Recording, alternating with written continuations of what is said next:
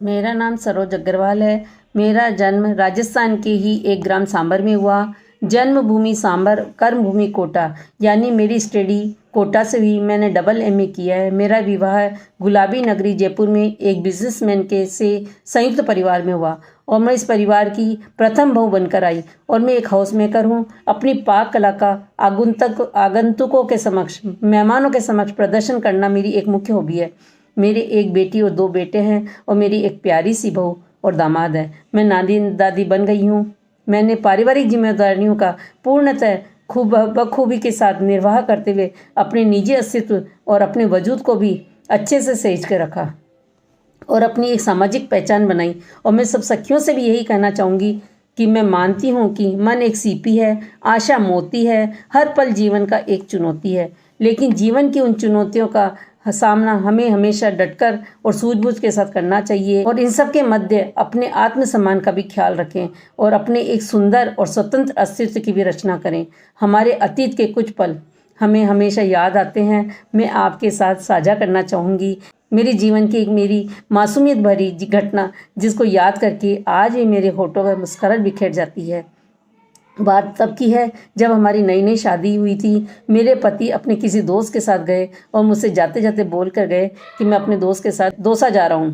पता नहीं मैंने क्या समझा, मुझे आज भी अपनी बेवकूफ़ी पर गुस्सा भी आता है और हंसी भी आती है। ये शाम तक नहीं आए। उस समय मोबाइल फ़ोन होते नहीं थे।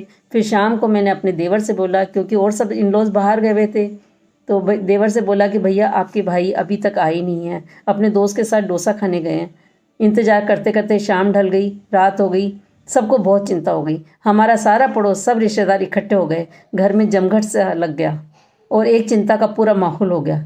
मेरा रो रो कर बुरा हाल था और यह है कि ये दौसा गए थे, वहाँ इनकी गाड़ी खराब हो गई और उन्हें वहाँ रुकना पड़ा। इन्होंने इमरजेंसी कॉल की कोशिश करी, लेकिन कॉल लगा ही नहीं। इनको लगा कि मैं शहर के बाहर आ रहा हूँ बोल करके तो समझ जाएंगे कि नाइट स्टे किया है। यहाँ तो हाल ही बुरा हो रहा था। सब अपनी अपनी बुद्धि से अपनी बातें कर रहे थे। कोई कह रहा था पुलिस को खबर करो, कोई कह रहा था एक्सीडेंट हो गया और कोई कह रहा था दोनों की लड़ाई हो गई होगी। मेरा तो बुरा हाल था।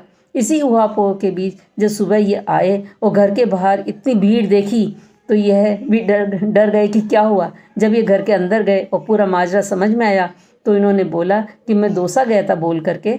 मैं तो शर्म के मारे कमरे में भग गई और अपनी बेवकूफ़ हंसी भी आ रही थी और रोना भी आ रहा था और साथ साथ में अपने पति पर गर्व भी महसूस हुआ।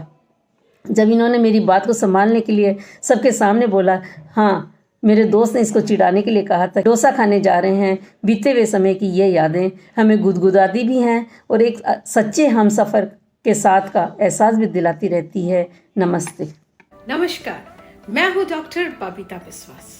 माय यूनिवर्स द ब्यूटी दिवा का राउंड 1 शुरू हो चुका है। जी हाँ, मन की बात और भी मन की बात जानने के लिए बने रहिए हमारे साथ।